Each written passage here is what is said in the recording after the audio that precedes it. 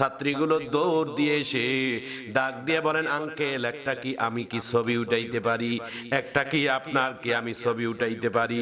আমার ভাইজান, আমার বন্ধুগণ, জনাব প্রধানমন্ত্রী জনাব তারেক রহমানে ওই বাচ্চাটার হাত থেকে মোবাইলটা নিয়ে নিজের হাতেই তিনি সেলফি তুললেন। বাচ্চাগুলো কতই না আনন্দিত হলেন। বাংলাদেশের প্রধানমন্ত্রী যখন একটা সফরে যাচ্ছিলেন, হঠাৎ করে স্কুলের সামনে ব্রেক করে দিয়েছেন। স্কুলের ছাত্রছাত্রীরা এদেশের প্রধানমন্ত্রীকে দেখার পর এমন আনন্দিত, এমন উচ্ছ্বাসিত হয়েছে, এমন আনন্দিত হয়েছে। দেশের প্রধানমন্ত্রী স্কুল ছাত্রীদেরকে এইভাবে হাত নাড়া দিয়ে বিনোদন দিচ্ছেন। ছাত্রীগুলো দৌড় দিয়ে এসে ডাক দিয়ে বলেন, আঙ্কেল একটা কি আমি কি ছবি উঠাইতে পারি, একটা কি আপনার কি আমি ছবি উঠাইতে পারি। আমার ভাইজান, আমার বন্ধুগণ, জনাব প্রধানমন্ত্রী জনাব তারেক রহমানে ওই বাচ্চাটার হাত থেকে মোবাইলটা নিয়ে নিজের হাতেই তিনি সেলফি তুললেন। বাচ্চাগুলো কতই না আনন্দিত হলেন। আমার ভাইজান, আমার বন্ধুগণ, দেশের প্রধানমন্ত্রী তো এমনই হওয়া দরকার। অহংকার নিয়ে কোনো লাভ হবে না, বিহংকার নিয়ে কোনোদিন লাভ হবে না, কারণ অহংকারের পতন হয়, আর যারা বিনয়ী মানুষ হয় তাদের সম্মান চিরস্থায়ী হয়। আমার ভাইজান, আমার বন্ধুগণ, মনে রাখবেন, যারা বিনয়ী মনের মানুষ তাদের সম্মান কমে না, তাদের সম্মান আল্লাহ তাআলা বাড়িয়ে দেন। রাসূল কারীম সাল্লাল্লাহু আলাইহি ওয়াসাল্লাম কিরকম একজন বিনয়ী মনের মানুষ ছিলেন, ছোট্ট করে হাদিসটা বলে দেই। আল্লাহর নবী একবার গোসলখানায় যাচ্ছেন। গোসলখানায় যাওয়ার আগে নবীর পালিত একজন খাদেম ছিলেন, যার নাম হযরতে আনাস। আনাসকে ডাক দিয়ে বলে, আনাস আমার কাপড়গুলো গোসলখানার সামনে রাখো, আমি গোসলখানায় ঢুকে গেলাম। বিশ্বনবী গোসল করে এসে দেখে তার সামনে কোনো কাপড় নাই। 2-4 বার হযরত আনাসকে ডাক দিলেন, আনাস কোনো সাড়া দেয় না। নবীজি ভিজা শরীর নিয়ে ঘরের ভিতরে প্রবেশ করে সেই কাপড়গুলো নিজেই পরিধান করলেন। আনাসকে খুঁজে দেখে আনাস আর আমার ঘরে নাই। মদিনার খেলার মাঠে বাচ্চাদের খেলাধুলা হচ্ছে, ওই খেলাধুলা দেখার জন্য হযরত আনাস তাদের দলের মধ্যে শামিল হয়ে তিনি খেলা উপভোগ করে। বিশ্বনবী রাহমাতুল লিল আলামিন, আমাদের প্রিয় নবী, কেমন মানবতার নবী দেখেন। আল্লাহর নবী একজন বাড়ির চাকরের সাথে কোনোদিন দুর্ব্যবহার করেননি। আমার নবী কোনোদিন কর্মচারীদের উপর খারাপ আচরণ করেননি। আমার নবী সকলের সাথে উত্তম ব্যবহার তিনি করে দেখে দিয়েছেন। আমার ভাইজান, আমার বন্ধুগণ, হযরত আনাস খেলার উপভোগ করতেছেন। এমনি সময় বিশ্বনবী আনাসের ঘাড়ের মধ্যে হাত দিয়ে তিনিও দেখতেছেন। হযরতে আনাস ডাক দিয়ে বলে, আমার ঘরে কোন বন্ধু, আমার ঘাড়ে কোন বন্ধু হাত দিল দেখি। তাকিয়ে দেখে এটা যার তার হাত না, আমার মালিক, আমার প্রিয় নবী মুহাম্মদুর রাসূলুল্লাহ সাল্লাল্লাহু আলাইহি ওয়াসাল্লাম আমার ঘাড়ে হাত দিয়েছে। সঙ্গে আনাসের খেয়াল পড়ে গেছে, জিহ্বার মধ্যে কামড় দিয়ে বলে, নবীজি গো, আমাকে মাফ করে দিয়েন।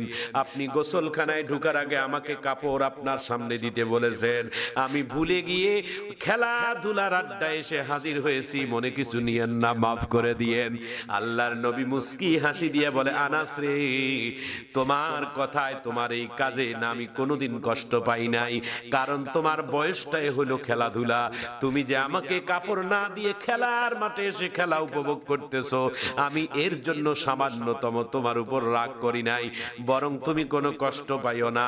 বিশ্ব নবীর চেহারার দিকে তাকাইয়া হযরত আনাস এক ফোঁটা চোখের পানি ছেড়ে দিয়া বলে, আল্লাহ, কোন মহামানবের খেদমত আমি করার আমাকে সুযোগ দিয়েছো আল্লাহ। যেই মহামানবের কাছে অপরাধ করলে তিনি সাধারণ মুস্কি হাসি দিয়ে পার করে দেয়, যার কাছে অন্যায় করলে সাধারণ ক্ষমা করে দেয়। হায় আল্লাহ, এই মহামানব যুগে যুগে আমরা যেন ধরে রাখতে পারি। আল্লাহ, আমাদের প্রিয় নবীকে আপনি হায়াতে তৈয়বা দান করুন, জোরে গণ সুবহানাল্লাহ। আবার প্রিয় ভাইরা আমার, নবীজি সাল্লাল্লাহু আলাইহি ওয়াসাল্লাম ছোট ছোট বাচ্চাদেরকে কখনো কোনোদিন কষ্ট দিতেন না। বরংস আল্লাহর রাসূল যখন কোন রাস্তায় চলতেন, রাস্তায় যখন হাঁটতেন, বিশ্ব নবীর পকেটের মধ্যে কিছু খেজুর থাকতো, কিছু কোরমা থাকতো, মিষ্টি কিছু দ্রব্য জিনিস থাকতো। বাচ্চাগুলোকে দেখলে আল্লাহর নবী নিজেই তাদের কাছে যে মিষ্টি দিতেন, খেজুর দিতেন। বিশ্ব নবীকে দেখলে মদিনার ছোট্ট ছোট্ট বাচ্চারা খেলাধুলা বাদ দিয়ে আল্লাহর নবীর চতুর্দিকে একেবারে হাজির হয়ে যেত। ধুলাবালি মাখা অবস্থায় বিশ্ব নবী বাচ্চাগুলোর গালে মুখে চুমু দিতেন। ওর মধ্যে একটা বাচ্চাকে ডাক দিয়া বলে, তোমার বাড়িতে অমুক তোমার একটা খেলনার খবর আছে, তোমার কি খেলনাটা আছে নাকি? বাচ্চাটা তো চোখের পানি ছেড়ে দিয়ে কান্দে আর ডাক দিয়ে বলে, ইয়া রাসূলুল্লাহ, ইয়া হাবিবাল্লাহ, আপনি হলেন মানবতার মুক্তির দূত, আপনি হলেন সমস্ত পৃথিবীর মাখলুকের জন্য রহমাতুল লিল আলামিন, এবং আমি আপনি একজন দেশের নায়ক এবং দেশের একজন শাসক। এত কিছু খবরের পরও আমার মতো একটা ধুলুবালি খেলার বাচ্চার আপনি খেলনার খবর কেমনে করে রাখেন? রহমাতুল লিল আলামিন মুস্কি হাসি দিয়া বলে, বাবা রে, এই জন্যই তো আমি নবী, যে একটা বাচ্চার খেলার খবর পর্যন্ত আমাকে রাখতে হয়। আমার প্রিয় বন্ধুরা, আমার আল্লাহর নবী মসজিদে নববীতে যখন নামাজের জন্য যাইতেন, ইমাম হাসাইন আর হুসাইনকে নিয়ে যাইতেন। ইমাম হাসাইন হুসাইন আমার নবী যখন সেজদায় যাইতেন, ইমাম হুসাইন থাকতো নবীর মাথার উপরে আর ইমাম হাসাইন থাকতো নবীর পিঠের উপরে। সাহাবায়ে কেরামেরা বিরক্ত হতেন। আল্লাহর নবী ইশারা করে দিয়ে বলতেন, না না, এরা দুই ভাই আমার নামাজের অবস্থায় যদি পিঠের মধ্যে চড়ে, বরঞ্চ তোমরা কেউ বাধা দিও না। কেন জানো? বলে, এরা দুই ভাই যখন আমার পিঠের মধ্যে বসে থাকে, তখন আল্লাহর ফেরেশতা জিবরাইল আমাকে মানা করে দেয়। বলে, কি মানা? বলে, নবী গো, আপনি সিজদা থেকে মাথা উঠাবেন না। বলে, কেন?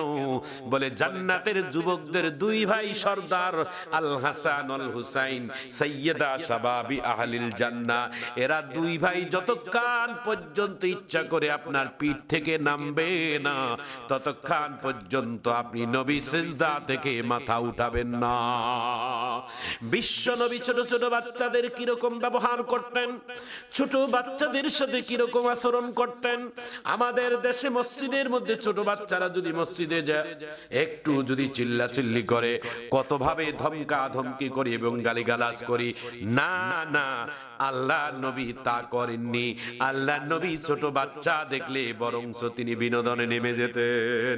আল্লাহ নবী বলতেন, বাচ্চাদের সাথে তোমরা খারাপ আচরণ করিও না। বলে, কেন?